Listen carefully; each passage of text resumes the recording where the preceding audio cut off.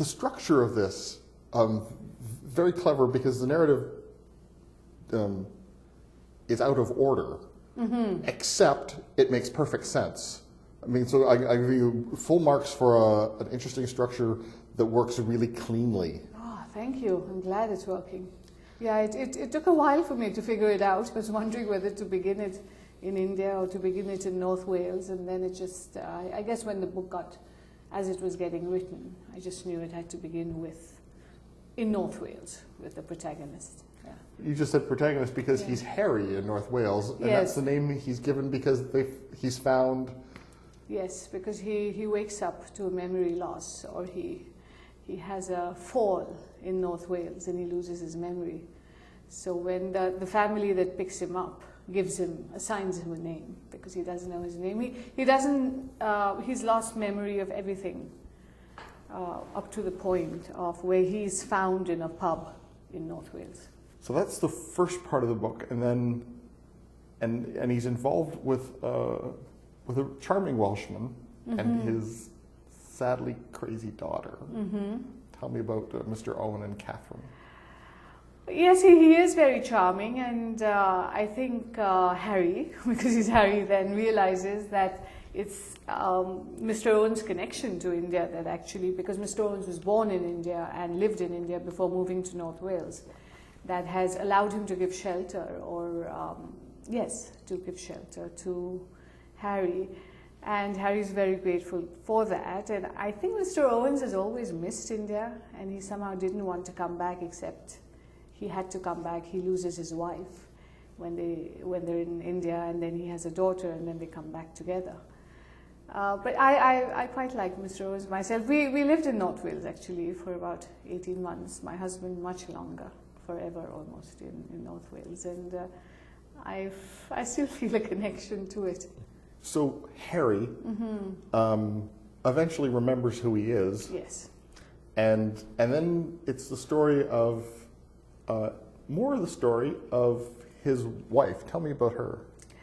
Yes. Well, there's 5 months before he leaves for England, he gets married, and it's an arranged marriage. Vasanthi, who he gets married to, has lost her father, and she's lived with her 2 aunts. She lost her mother when she was very young. And Harry, who is now, we realize his name is Baba, his marriage is arranged by his brothers and father without his knowledge, in the sense that they try to tell him, but there's some cross connections, and they tell him a bit late that they've arranged his marriage for him. And that's how 2 complete strangers end up getting married, which is not unusual actually in India at all, and especially India of those times, which would have been in the 20s, 30s. Arranged marriages like that were very common, especially if you were marrying somebody who didn't live in the same town, village, city as you would often see your partner on the day of the wedding. So that's what happens to Baba and Vasanthi. And they kind of reluctantly, for a married couple, this sounds odd, but they reluctantly fall in love with each other in a very charming way.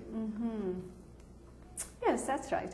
I don't know that she's reluctant to fall in love with him, but certainly he's reluctant because he knows he's going away, and he doesn't really want to forge any connections because he is going away, and it is Second World War, and he doesn't know whether he's going to be back again for her.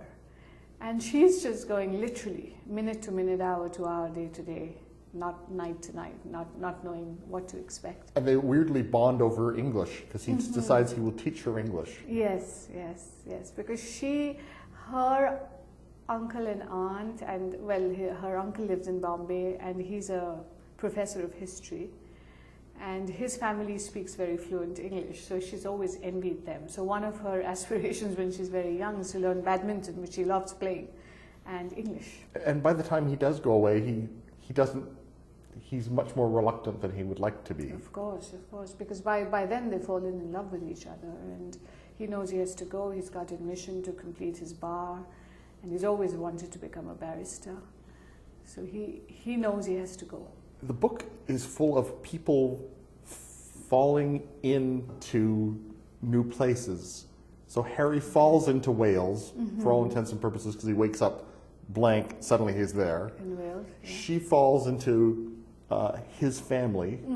Then he falls into England, where he's going to try to go to school and to become a barrister. And he's also completely out of place there. And his only connection is his friend, Christopher. School friend, yes. Yeah, who was a jerk. Well, jerk, and I guess responding to his own environment, as Baba does recognize that he has lived through the war and the bombing. And also, I think for the first time, Baba is confronted with the class structure that exists in England, which, because he belonged to the top class he was a Brahmin. Yeah.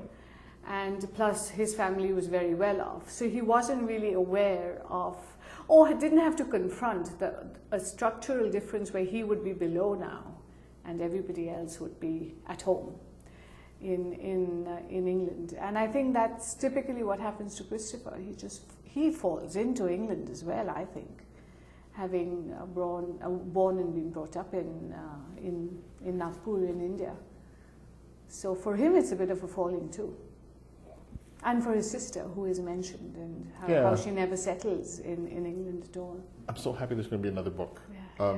And your eyes are all lighting up like you're thinking. Yes, no, there has to be, because I have to find out what happens to him and his child. The book is Thirst. I've been speaking with the author Shree Gat-gay, and Thirst, published by Doubleday Canada.